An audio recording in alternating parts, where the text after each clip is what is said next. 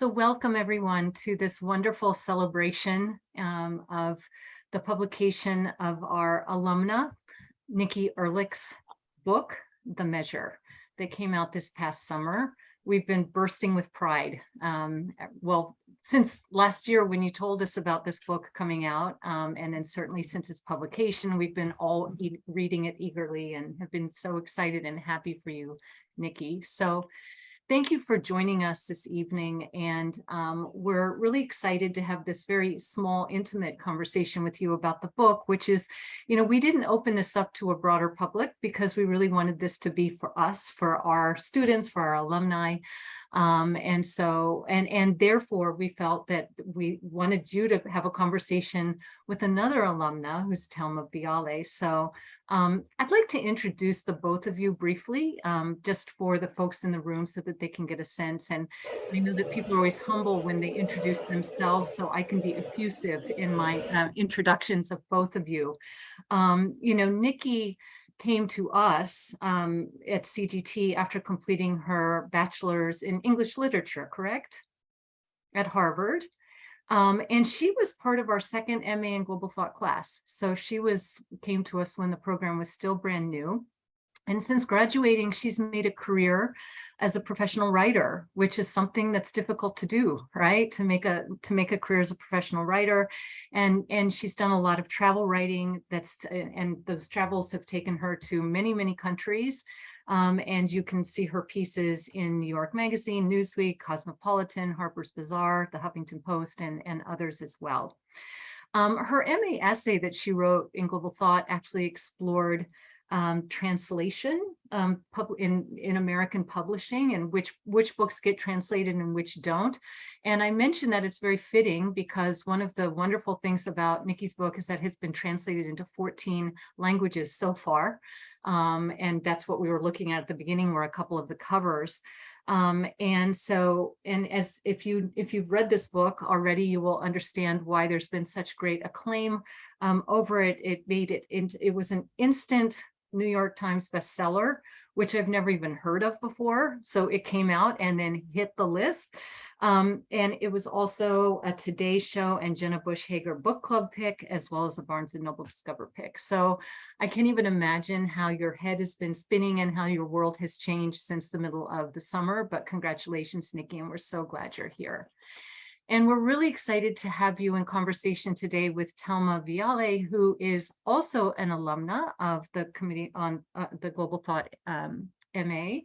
And she came to us with a bachelor's in psychology and romance languages from Hunter College and a master's in organizational psychology from Teachers College at Columbia, but also with a long career that had already, before she came to us, spanned the public and private sectors. From work with the United Nations to positions with management consulting and executive search firms. And since leaving CGT, she's continued as a leadership coach who helps nonprofit organizations identify C-suite talent, and also supports she's a management consultant, which is very exciting. For us, she wrote an really thoughtful MA essay on Indigenous perspectives on the development of the Amazon, and she is very interested in issues of social justice. She was with us in 2021 during the pandemic, and we were just talking about how special that year it was. And I'd also like to note that she is a performer as well, and I think that that's why the two of you align very nicely. You're very creative, intelligent, creative women, but she's a singer and performer of Brazilian music. She has an album. You can find her on YouTube, and she just recorded another single as well of samba. So anyway, I'd like to very excited to hear the two of you talk about the book, but I think since we have such a nice small group, I think we should all kind of jump in as we have questions. Maybe mute ourselves when we're not talking and jump in as we have questions. Could we very quickly just do a round of kind of who folks are? Beth? Yes. Hi, I'm Beth Samea. I'm the executive director of the CGT. And before I started here, I was the Associate Dean of Academic Affairs of the School of Professional Study at Columbia. Sarah? Hi, I'm Sarah Miller Davenport, and I am the director of the MA program at CGT.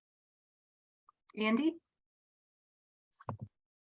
Hi, everybody. My name is Andy Ryan, and I am an alumni of the CGT program from the class of 2018. I'm so happy to see you. I haven't seen you in all these years. It's great. Skylar. Oh, hi. Sorry, my camera's not on. I'm a bit mobile, but in my building right now. But hi, I'm a current student at in the Global Thought Master's program. Everything just started, as you all know, so I'm just getting my footing. I graduated from Spelman College in Atlanta in 2019. Welcome, Skylar. So glad you're joining us tonight. And Sophia, behind the Global Thought screen. I know she said she's having She some chatted in. And oh, she chatted it. Okay, that's perfect. Okay, with no further ado, let's have the two of you begin your conversation. And then I think if we have things we'd like to add or questions we'd like to ask, we can just kind of raise our hands and you can call on us. And I'm going to mute myself now. I think we have to drop in Telma's YouTube links so that we can all have easy access to these songs, I think, as well. Be helpful. Well, thank you, Lara. It was such a generous and warm introduction. So good afternoon to everyone and everyone at Columbia who will listen to this later on. It is really my pleasure to be here with Nikki today. I'm humbled to have the privilege to discuss the book with you, your debut novel. And I must confess that generally you have these great books that you can't stop reading. Well, in this case, I just didn't want it to end.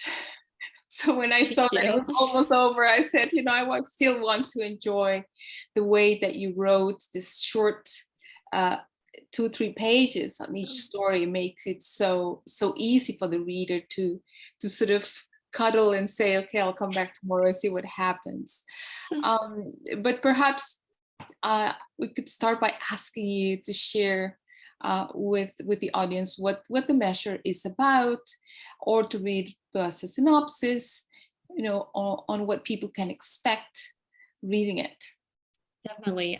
So the book opens on sort of what seems like an ordinary, regular morning, but overnight something really extraordinary has happened, which is that billions of mysterious boxes have appeared all around the world, and they've appeared on the doorsteps of outside the home of every adult on Earth. And so like every continent, cities, suburbs, countryside, jungles, like the boxes come for everyone, and they're all identical. And they all have the same inscription on the top, which says, "The measure of your life lies within." And so, of course, there's, fear and confusion and chaos. I kind of open the book through the eyes of a journalist in New York who's like, texting the rest of her sort of reporters, being like, what is going on? And the people who kind of are brave enough to open the box after reading this kind of ominous inscription find that within each person's box is a single piece of string.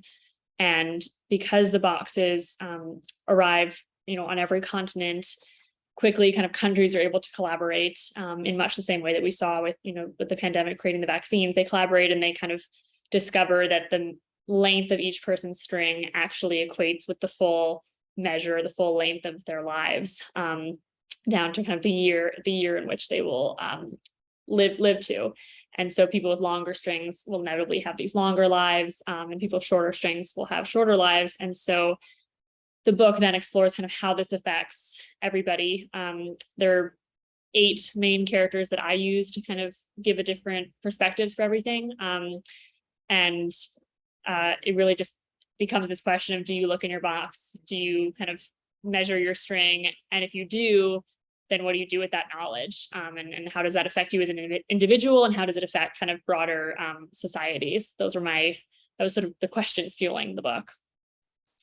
And before we get into some of the issues, which there are many, but we're going to have to just choose a few because of time. But could you tell us a little bit how did it all start and what was driving your writing and the creation of this novel? I think it started really with kind of something that I struggle with a lot, but I think is a universal struggle, which is just like not understanding why life can feel so random and so unpredictable, and why bad things happen to good people, why fate doesn't seem to treat everybody equally. All these things that we just have to accept as part of life, but that are sometimes very difficult to accept. And personally, I'm someone who, I think probably a lot of Columbia grad students, like, I like to feel like I'm in control, like I'm sort of in charge of things, on top of things. And so this question of how much control do we really have when it comes to these bigger aspects of our lives? How much, power do we have over our fate? And so I wanted to see if I could maybe write a book that somewhat tackled these very unanswerable questions, and didn't necessarily provide answers, because I don't think there are any, but provided just some way of kind of sitting with these questions. And so when I was thinking about fate, I thought about the ancient Greek mythology around fate. And now I'm not a classics expert. I was like, there are probably some people at the CGT who are, but what I knew was that the ancient Greeks believed in the three fates, who were these three sisters who were thought to spin these threads of life on their spindle, and that they were in charge of kind of measuring out a string and then snipping the string and determining how much time each like mortal would receive. And had this moment where I was like, what if these strings were real? And what if we could give them to humans somehow and they could see them? And I ended up linking that to another Greek myth of Pandora's box, which everyone knows, and thinking I would put each person's string in their own individual kind of Pandora's box that would arrive for them. And then the question, as it was for Pandora, is, do you have the ability to resist, to resist looking, to resist the curiosity of looking? And what do you do once you've opened the box and you can't close it, When given the life events that we all experienced during the pandemic, as a reader, I could not avoid relating to many things that we went through between 2020 and 2021. And I wonder how much of your writing, if it didn't start, but was influenced by what happened during the pandemic. Yeah, as soon as the book came out, everyone was saying this is an allegory for the pandemic, which is so funny because like no one asked me if that was the case, because I actually started writing it before, as I mentioned earlier to Laura, like 2018, 2019 was when I had this idea, but it wasn't until March 2020. Obviously, that's when we sort of associate the pandemic here in the US. I was a travel writer at the time. It was not a good time to be a travel writer. Like, I remember watching the news presentation where sort of the borders were being shut down. And I think within 48 hours, I was out of a job because it was just like, no one's going to travel for who knows how long. And so I was just very kind of destabilized for the first time in my life. Really didn't think I was going to get another job anytime soon because no one was hiring in March and April of 2020. And so the only thing that I had kind of keeping me grounded, the only thing I could work on was this book. And so I was spending like 10, 12 hours a day writing this story in quarantine. And it became like really comforting to me, actually. I think like everyone had some sort of project, right, that they did in quarantine, and like most people were baking or something, but I had this book. And as you said, though, it wasn't lost on me that I had started writing this book. I apologize. I think that my neighbors have gardeners right now, of course. But I had started writing this book about, an unexpected global, like mysterious global phenomenon, and then all of a sudden was living through quite the same thing. And so I think the latter half of the book and a lot of the kind of more political and sort of social aspects of the book weren't going to be there if I hadn't like lived through the pandemic and seen the way that something that's not inherently political very quickly became politicized and became a point of division. And so the same thing with this book, these like boxes are not inherently a political, artifact, but they do become politicized in the book, and they do become a point of both division and sort of unity. And that I feel like was directly inspired by everything that I was seeing. And so I know that readers like yourself will inevitably kind of draw those connections, and I welcome that, even though it wasn't initially like, I want to write a book that's a metaphor for the pandemic. No, but you can feel the sprinkle somewhere. Yes. I know the novel is about how people, right, and governments react to when they don't know how to deal with a new situation that is threatening them. Yeah. And you bring issues of governance. It's kind of a lead motif, right? The political elections, but also we read how, for example, North Korea and China deal with the situation. I mean, North Korea says nobody opens the boxes. China says everybody discloses what's in the box. But then you also expose the US approach, which aims to impose some control, right? And with the difference that resistance of any control or discrimination is out in the open in the US. And it's related to paranoia and conspiracy theories.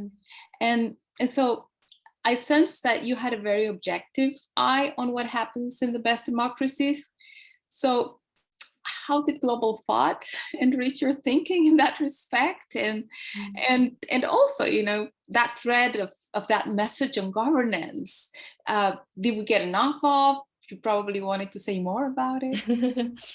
Yeah, it was so interesting because when I had the idea, I wasn't at all thinking about, you know, issues of governance. Like I was just thinking this is a question about fate and knowledge, and it's an individual choice. And, you know, if you find out you're going to have a short life or a long life, how does that affect you?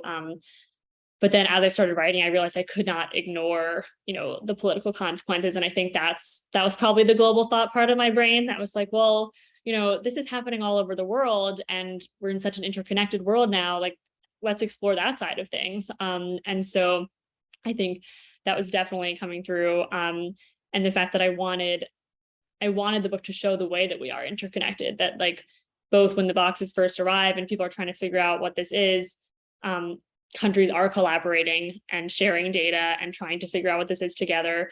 And then towards the end of the book, when there is this kind of movement that starts in response to the discrimination that we see, that it's a movement that jumps across countries as well, that it starts in South Africa and it spreads and becomes viral, and like, because that is our world, and that's what we study in global thought, and the fact that these borders are very fluid in the book, which is I thought was important to explore, and the fact that even though the book is set in the US, that's the perspective that I'm most familiar with and felt that I could kind of comment on the most.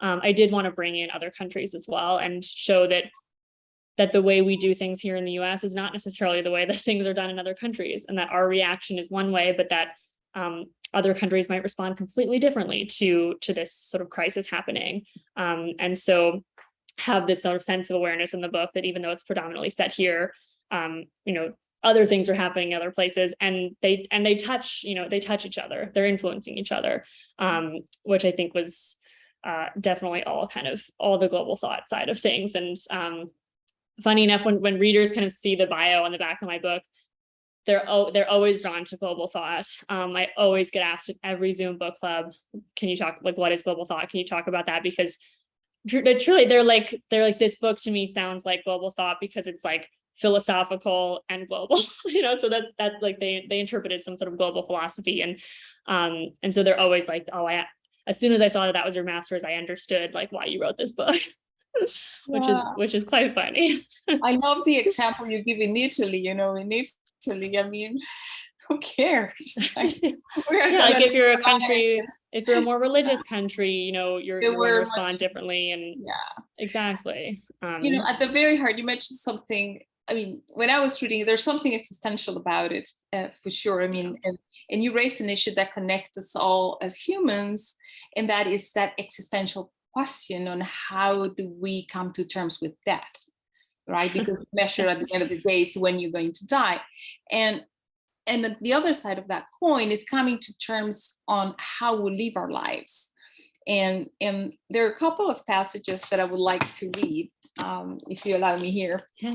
One is on page 32, and it says, "The streets had become a familiar scene. At least one business per block was boarded up by now. Often the owners place signs on the locked doors and metal gates of their shuttered stores and restaurants with scribbled sentiments like, 'Gone to live my life,' 'Spending more time with family,' or 'Off to make some memories.' Maura passed by a piece of paper tapped onto a former jewelry store saying closed, looking for closure. I mean, I couldn't stop laughing at that, at that passage. And then later on page 69, you have homes and possessions were sold, jobs were abandoned, all in the pursuit of making the most of one's time. Some wanted to travel, to live on the beach, to spend time with their children, to paint and to sing and to write and to dance. Others dove into an abyss of anger, envy, and violence. So you had all sorts of reactions. So I think that there is an embedded questioning of the lifestyles we live in a subtle manner, but it's there. I don't sense so much as seeking for the meaning of life, but questioning how we go about it. And as you mentioned in one of the passages, as if we live life in an oblivion, like if the string was something infinite, but the string comes to remind us that we aren't. So what are your thoughts on that reality and unreality that we live in, and how do you think American culture, since that's, as you mentioned, what you know more and you write more about, how does that influence that, I would say, facing that truth? Right. So interesting. I love the way you put it, that it's less about seeking the meaning of life and more just how do we spend our time, because we could spend forever trying to, find the meaning of life and maybe never come up with an answer. But what we do have power over is how do I spend every day, and how do I, when I get to the end of my life, look back and feel like I don't have any regrets on how I spent my time. And those passages were all written probably in 2019. And then now with the pandemic, there's all of these articles that are like exactly that, which is, people quitting their jobs and being with their family or moving to new countries and all of those things. And I think that's like kind of why the book was able to be successful now, because the things that were already going to be in the book and the questions raised by the book of, how do we measure our lives? How do we spend our time? How do we live so that we don't have regrets?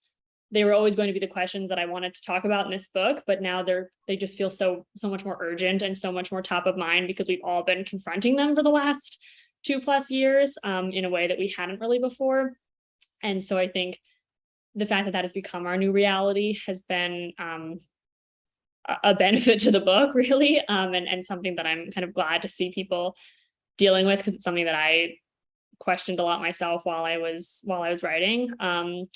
And I think exploring, as you mentioned, kind of the sort of American culture, I felt like I couldn't ignore the fact that we have this way in America of like turning everything into either a point of division or a point of unity. And so that's really how I explored that in this book, that very quickly there's kind of an othering of people that emerges, which is something that unfortunately is a reality here in the US and probably in other countries as well. But that I think a lot of people have asked me, is the book an allegory for a specific group of people? Like, is it an allegory for a specific time period?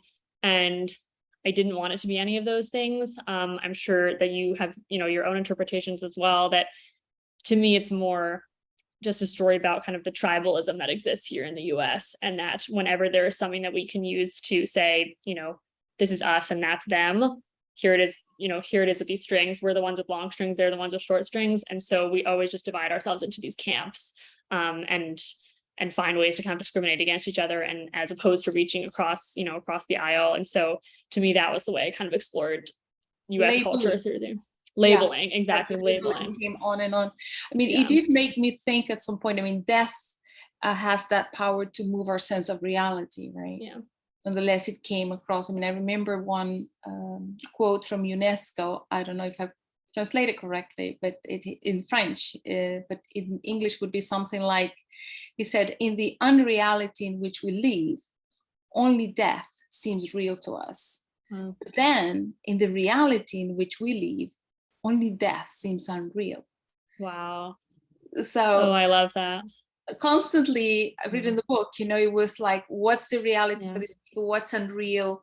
And we sort of move through that sense. And that was the, maybe the long stringers and the short stringers they had to live very different realities. Yeah, because the strings arriving makes death a reality in a way that it's not for us now. I mean, you know, it is whenever we're confronted with death in our lives, it becomes a reality, but then you can kind of eventually move back to the space where you, especially as a young person, feel a little bit like I'm invulnerable, I'm invincible. And so the strings coming in is forcing reality in a way that hasn't before. And I think for me, it's like we all hear all the time, like, live like you're dying, live like this could be your last day, you know, those expressions. But I think it's like really hard to do that. I think it's really hard to ask people to do that. And so I wondered if maybe this box arrived on your doorstep with a string inside, even if you didn't look at it, maybe then do you approach each day a little more intentionally and a little more mindfully, just because you know it's there. It's a reminder, right? Yeah, Even if you it's don't the know reminder. You have this Yeah. very beautiful, touching detail of this pin that had two strings, a long string and a short string. And it's, I mean, to me reading it, I mean, it's quite endearing because it was about, we are living in a world where we are tangled with people who are leaving us and others are staying. So this is the real thread of life. I mean, you know, whether it's the loved one, your parent, your son, that will leave. Yeah. And the other with the long string will stay. Yeah, absolutely. And the pin too is something that also crosses countries, and people in different countries are wearing the pin as it becomes kind of this broader symbol of compassion. And I think to me, part of this book is a little bit of like a actual exploring of the expression, like, you never know what someone else is going through, which is sort of how I try to live my life, in a sense that, you know, always have some sense of kindness or empathy towards people, because you never know what they're going through. And so having the pin is like this reminder that some people in your life have a long string, some will have a short string. You may never know, you know, who has what, who knows what, who's hiding what. But it's this reminder, like, kind of treat everybody like they could have a short string, and live your life like you could have a short string. And so, you know, I want a pin. that you want a pin. I know I've had someone on Instagram message me and said, do you make the pins and are you selling them? No, it's beautiful. I thought it was really touching. You have a way of threading the many questions that we talked about and that you raise in the novel through stories of significant relationships. Would it be that of friends who value love and loyalty above everything, which is the case of Jack and Javier.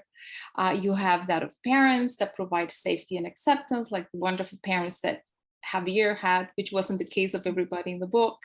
You have couples, be it same-sex couples, as was the case of Maura and Nina. And then you have also the iconic romance born from anonymous letters, as it was the case of Ben and Amy. Thank you for calling it iconic. That's quite nice. I thought, I mean, it was so amazing. You know, you have anonymous love letters or whatever letters, supportive letters. In one of those anonymous letters between A and B, before they were Amy and Ben, someone's quote is inserted about someone who didn't want to waste any time feeling sad. She just wanted to live as much life as possible, adding that that's a good a measure as any. So it was interesting. That kind of gives, you know, one interpretation of what, you know, the measure could be. But I would say that overall, you continuously give examples of lives short-lived, yet full of meaning, or the opposite, right? As such as the case of Hank. And I was very touched by the way in which you describe Hank's death. I would say it was very emotional. You know, I don't know if I could read another piece, if may I? So he's dying after having tried to save somebody's life. And Hank had always wanted his own moment to be quiet, but the commotion of the crowd and the sirens of the ambulance ensured that it would not be. As the rubber straps of the oxygen mask were pulled over his head, Hank wondered what was coming. He was terrified as hell that he had only hoped to hold on to. Hope that it was somewhere nice, hope that his father would be there waiting, hope that his mother would be okay, and that in time she would be there too. So it's sort of the fear of death in a way at that last moment. But then his friend runs to him and says, all those people with the long strings who you thought you saved, because he was a young doctor in an emergency room, right? You did save them. Their strings were long because you were meant to save them. Their strings were long because of you. Ben's face quickly receded into the distance, locked away behind the ambulance door, and Hank closed his eyes alone with his hope. And I would love to hear more about that message of hope that you have in your book, and about the importance of measuring life around a well-lived life vis-a-vis a long-lived life. Yeah, I think fun fact was that initially Hank, as a doctor, was working at the hospital right next to Columbia, like Mount Sinai. When I was there, it was Mount Sinai St. Luke's. I think now it's Mount Sinai Morningside. But that was like the hospital that I lived next to. And so that was where I had him be a doctor. But later we decided to just create a fictional name for the hospital, so it wasn't any specific place. But that was initially, it was like right there, the Columbia neighborhood. But I think, you know, when I was writing this book and I realized that I would have a lot of characters who had shorter lives, that to me, it doesn't, that like the length of of course, you know, having a long life is a blessing. And it's terrible when somebody doesn't have a long life, but that it doesn't mean that their life isn't meaningful and equally valuable and impactful as a longer life, and that you can live a very long life and not really touch that many people if you're kind of living a very selfish life, and you can live a short life and touch thousands of people, depending on how you choose to spend your time. And so I think to me that was an important thing to show, and also to show that I don't think in the book I didn't want to sort of make any judgments any way or another. I think I try not to kind of imply that there's a right or wrong as to whether or not you should look in your box. Like, you know, there's no right decision. It's an individual decision. And I think there's no single way for any of us to measure our lives. Like for some people, it's the impact of their career. For other people, it's their children, you know, and for other people, it's just kind of living a good life and being open and empathetic. And there's no, you know, there's no right or wrong to any of that either. And so I wanted it to show that, as you said, like every different character has a different life, a different impact, a different way of measuring their life. And that was important to me. And I think because I was writing in a time that felt very hopeless, like writing in the peak of the pandemic, a time of great political division, I wanted the book to have a strong note of hope, just like for myself while I was writing, like I wanted to have that to cling to. And then because I had no idea, you know, what climate the book would come out in, I had no idea how long it would take to get published, if it would ever get published. So I had no, you know, I didn't know what the political state would be, what the pandemic state would be when it came out. And so I wasn't able to be like, I want this to be my message at this time when people are reading it. I didn't know when people would be reading it.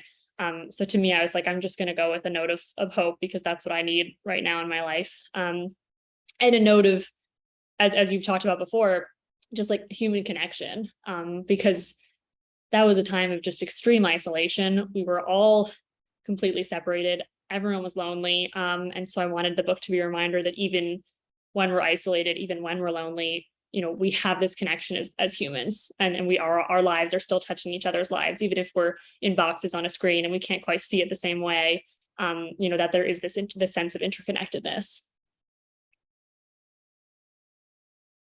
I think you're on mute.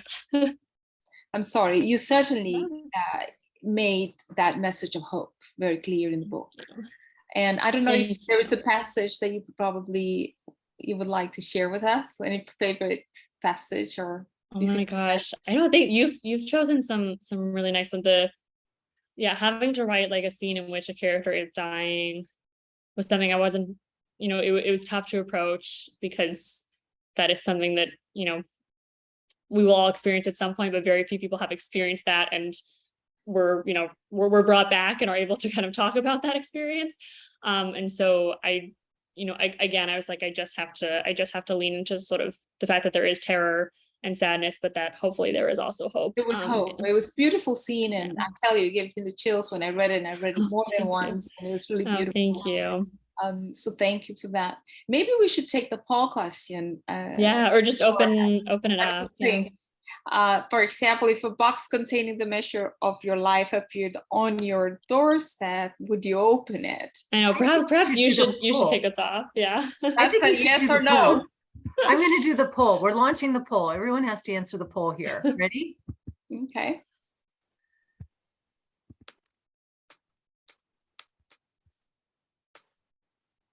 Since I launched it, I don't know if I can do it. I want to do it too. I don't know if I'm. Oh my gosh, that is so interesting. Okay, I didn't vote, but I'm going to share the results. Did you see it? It flashed up. It's at 100% of those of us who took the poll said yes. I know I was unable to vote as well. Okay, So I Sarah think was unable to vote. I didn't vote either. Sarah, what was your vote? I voted. I would open it. You would You open would? it? It looks Definitely. like only one person voted. I couldn't figure out how to vote. Tyler would open it. I know I feel like people can I would not open it. explain. Okay, we could probably just ask each one why they would open it or not, because Yeah. since we're such a small group. Maybe we could start with Andy. What would you do? Yeah, I'd probably open it. I know myself well. I'd like to believe that I would just sort of keep it as, sort of memento mori style, just, Yeah. reminder that this is gonna, the end's coming. And so gotta keep each day meaningful. But I also know myself well enough that it's like the information's right there and I can just look at it at any point.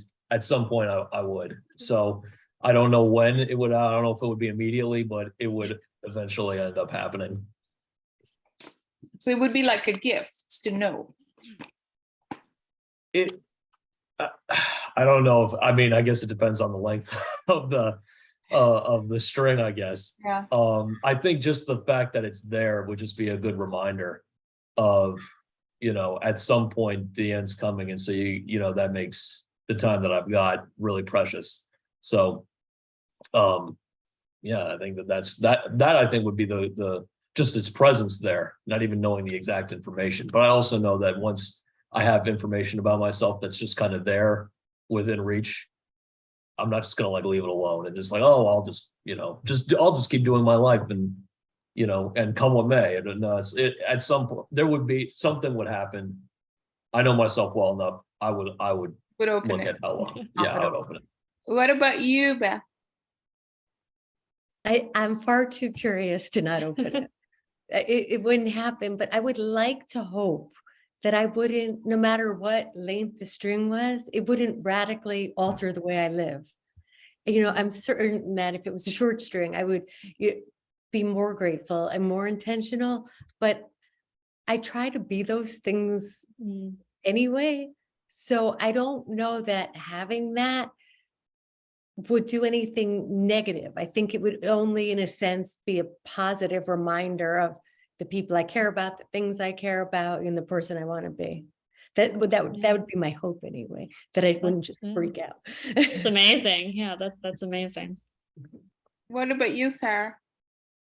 I'm also very curious, but I don't think I would want to know, and so I think I would throw it away. Dump it in a river. So I wouldn't be tempted. But I agree with, in the sense that I don't know if it would change how I live necessarily. It might. I think it would be a reminder of mortality, obviously, just knowing it's there, although it's already there anyway. But I don't know, as you were talking, I was thinking about, I said to a friend, at some point when I was thinking about my life and my choices, and I said, life is short. And she said, and also life is long. So I try and keep those two things in mind, that kind of dialectic, right? Life is short, but life is long. So what are you going to do with your short, long life? Yeah. And I also think I've heard people say similar things where they're like, I think opening it, I wouldn't change how I live, but if you know that opening it would change how you live, then you should just make those changes now. Like you just shouldn't, you shouldn't need to I just think would want to have death sort of around the corner at all Yeah. times, and wondering how it's going to happen, and knowing, you know, and when I'm this age, it's going to, you know, I don't know. I wouldn't want that. Yeah. What about Skylar? Oh, I think I would just be scared of the cat that would come from opening it. I would be too suspicious of the source and anything that might happen afterwards. And also, I think that it might just be like too much information. You need to know. I can be destabilized a bit by too much truth. So might be better to just not know and to keep the box far away. Laura? Well, you know, it's interesting listening to you all. I've wavered, and which makes me think if this really happened, I would waver. But my first reaction is that I would not open it and I would throw the box away. I mean, I'm one of these people, they have all these testings now to see if you're going to develop Alzheimer's in the future or something. I would never take those tests. I do not want to know that. And so, but I have to tell you, Nikki, that this book gets inside your head. I think about this book all the time and think, you know, like, what if today's my last day? And so just by like having this as a kind of conundrum problem, it makes you think that you need to be more intentional in your days. You need to be kind to the people around you as possible. You need to, you know, be sure that you really look at your husband before you say goodbye in the morning and like really look at him, you know? Yeah. So anyway, so kudos to you. It's a book that makes you keep thinking. Thank and you. I think that's the best, very best kind of book. Sophia, what do you think? Sophia, who's hiding behind the global thought. I don't know if she is. Oh, she is. Oh, okay. I'm so sorry about my service again, but Nikki, like you said, it's been a really insightful conversation, and I haven't been able to finish the book yet because I just got it like 2 weeks ago. But it's a really wonderful read, and I think about this question a lot now, similarly to Laura. But I also have the same answer. I think I would probably end up throwing it away, just because I feel like for a good chunk of my life, I've been, you know, plagued by my own anxiety, stuff I can't control. And I'm like, for the latter half of my life, I've been trying to work towards, you know, focusing on what I want, like what I value, and the people that I care about. I feel if I got this box, it would just turn everything around, because then I would have the box always in mind with every decision I make. And it wouldn't be true intention at that point. But I can honestly see any person choosing the box for the same exact reason. You know, I guess the whole point, right? I've had some people say to me that this became like a couples therapy session for them, where they read the book and then they sort of posed the question to their spouse, and led to like an hour conversation with their spouse about, you know, would we have to make the same decision, and then would we share, and like how would that, you know, and that it was like a very sort of deep, fruitful conversation for them with their spouses. So that was nice to hear. Nikki, what would you do? Yeah, what would you do, Nikki? I wavered a lot too writing the book, which was helpful because then I could just like write different characters, different decisions, and it was my authentic like thought process given to each character. I think at the moment I'm probably not going to open the box, but I think if I was lucky enough to reach kind of like later stages in my life, then maybe I would open it for the sake of my family, for the sake of kind of preparing them. That's kind of the discussion that I had with my parents. My mom is like, she was like, I would like to open my box so that you won't be shocked or, you know, by anything that might happen. And I would like to sort of share that knowledge with you, which I was like, it's like a heavy conversation. I was not in the mood to have it with my mom. But I was like, I appreciated that she was like, that she said it's not opening it for herself, it's opening it for the people around her. So that they have time to like say goodbye and, you know, end a relationship on a way you want to. So it was an interest. I hadn't thought about it that way. I'd purely been thinking about it for me as an individual. And she was like, I would do it for the people around me. You could open it after your life insurance runs out or something. Yeah.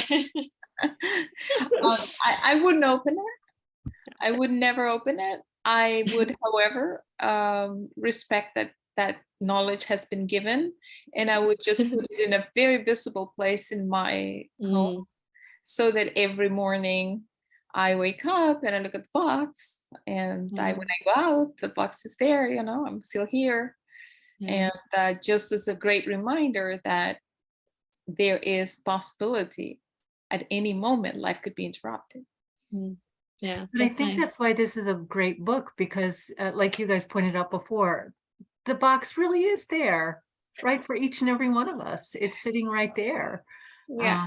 We just pretend it's not. So it's I think once you have that box on your counter, you know, then it can help you on some days to live differently, I think.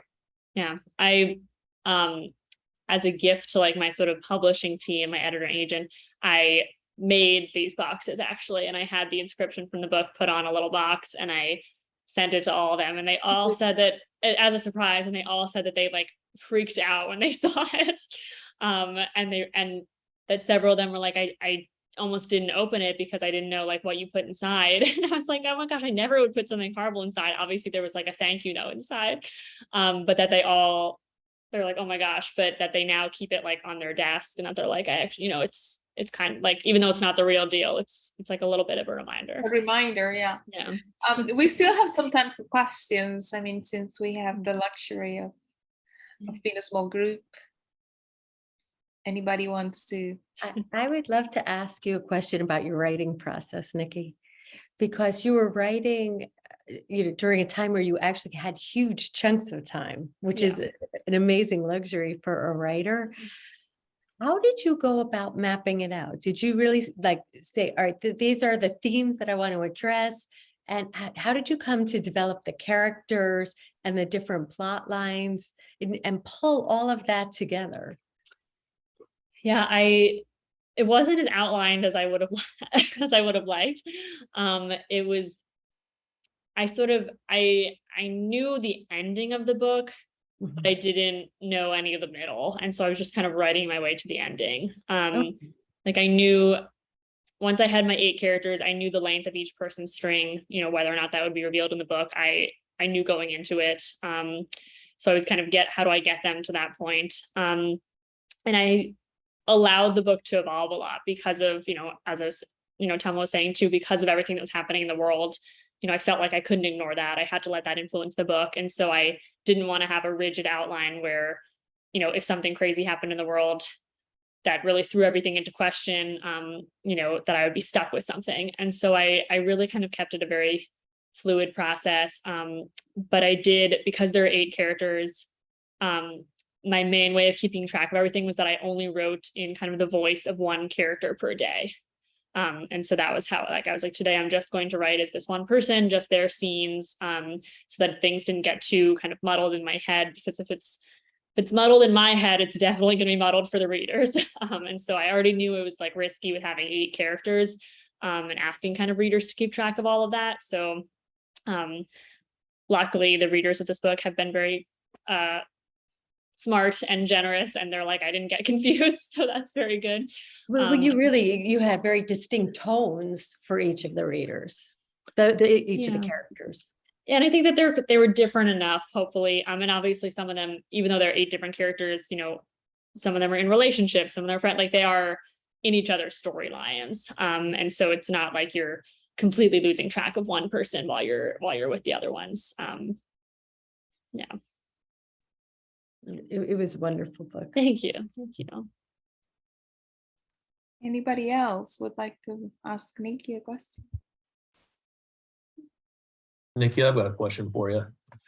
This story sort of reminds me of the movie Arrival, and I guess the short story that the movie is based off of, a sort of international response, and sort of especially some of the early questions that we had about, you know, this international response of towards something that humanity doesn't really understand, and all the different ways that different cultures and different governments sort of how their different cultures and their ideologies sort of and their priorities inform their strategy for dealing with this.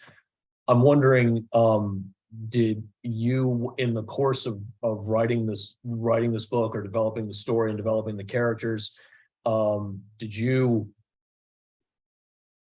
did you, as you were, and I'm not asking about, I guess it's sort of two parts. The first one is, were there any stories that sort of, or characters from existing stories that served as inspiration for anything in your story? Or, and sort of by that same token, as you were making the story, as you were writing the story and developing these characters and the plot, did you sort of realize, like, as you're writing, I was like, oh, this actually kind of, now that I think about it, this actually sounds a lot like so-and-so from this book, Yeah. or this story or whatever. Yeah, no, I love that comparison. That Ted Chiang, who wrote the short story that's based on, is one of my favorite writers. And I didn't necessarily set out to write a story like in his style or anything like that, or in any writer's style, especially because I never thought that I would write science fiction. And then this book is like sort of categorized as science fiction. But yeah, I wanted to do, though, what he does in his stories, which is like take this kind of this what if, or take this sort of thought experiment, either a philosophical thought experiment or a scientific experiment, and like play it out in a story. And so definitely he was an influence there with just like the premise of the book, and this type of writing. But I tried very hard to not have any characters be like drawn from my life or drawn from sort of other things. There is a politician character in the book that a lot of people are like, oh, I know who he's modeled after, and purposefully he is not. Like it's more modeled after the sort of the politics of America in general, in which we have, politicians who kind of, rather than bringing us together, sort of stoke division and stoke kind of fear of the other, and sort of all these kind of bad tendencies we have politicians who kind of only make that worse. And so I purposely, was not trying to kind of have anybody be, akin to anyone else in the real world. But I definitely sort of Arrival and I think the story is called Story of Your Life, that Arrival is based on. But those stories are definitely huge influences for me, and and just amazing to read if anyone hasn't read his two short story collections. I think we have time for one more question. Anybody else, Sarah, or? Well, Telma, this might have been your closing question too. I know you had one last question you wanted to ask, so why don't we do that? I have one question, but also one comment. Nikki, we can tell you are a New Yorker. You describe Central Park. Like, I'm curious to go and see that bench that says, I arise in the morning torn between a desire to save the world and a desire to savor the world. That makes it hard to plan the day. It's a real bench, a real bench. Where a is real that? plaque on a real Where bench. is that bench? Where is that bench? Gosh, I should remember the exact. I found it back in like 2020 or something.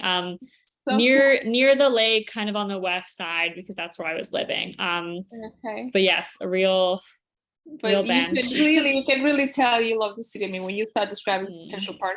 No, but the last question I think is about the journey to publication, and what would be your advice for people who probably don't know that they have this potential, but they might have that curiosity or should be inspired and have the courage to write up a novel or a book or poetry or whatever that is. Yeah, I mean, I'll say for any like future CGT students or alumni who might watch this recording and you're interested in writing and publishing, please reach out to me. I'd love to chat about it. It's a very like confusing world because people who are not part of it don't like having not known anybody else who published a book when I was writing this. I just knew nothing about the process. And so I learned a lot, happy to share it.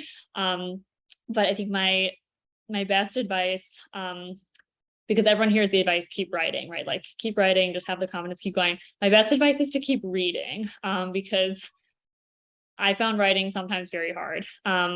I had a lot of writer's block, a lot of self-doubt, a lot of self-criticism, a lot of, is this worth it? Am I wasting my time? All these things that I think first-time novelists will all deal with. And so whenever that was happening, I would just put my book down and pick up another book and just feel inspired. Like when you're feeling I'm uninspired in my own writing, go find another book and you'll always come away feeling a little more inspired. So that's that's my best advice. But for nitty gritty, like publishing advice, reach out to me and we can chat. I think that's the subject of another of a more in-depth, but it is yeah, indeed chat. very important one, because I'm sure that you need to know what steps to take. Yes, you have to. Unfortunately, like if you want to go to sort of traditional publishing, the traditional big publishing houses, you need an agent. You can't do it on your own. So the first step is getting an agent, which is, a whole ball game in itself. Well, anyway, it has been such a pleasure to read your book, to have the privilege of discussing it with you in such an intimate manner. You're such an amazing reader. Like just such amazing insights. Truly, I feel like of all the conversation partners I've had over the last 3 months, I feel like you have read the book the most closely and the most thoughtfully. And so that's really, well, I have plenty of things really I could not share because of time, but it's really wonderful. And I really congratulate you. And I hope a lot of people will read it. And this imaginary box will be present in their lives to make the best of it. Thank you, Laura and Beth and everybody and Sophia. Yes, thanks to everyone for logging on, and we will make sure that this is shared widely because we really want a lot of people to hear this conversation. It was, I gained such an even deeper appreciation from the book through your conversation. And this is definitely a goosebumps moment for Global Thought. We're so proud of both of you and so happy to see you, Andy. It's just wonderful to see you, and Skylar. Thank you for logging on. I just think we have this robust alumni network that, and as people are going out and accomplishing these amazing things in the world, we're all inspiring each other. And we're just so proud of all of you. So thank you so much. And conversation to be continued.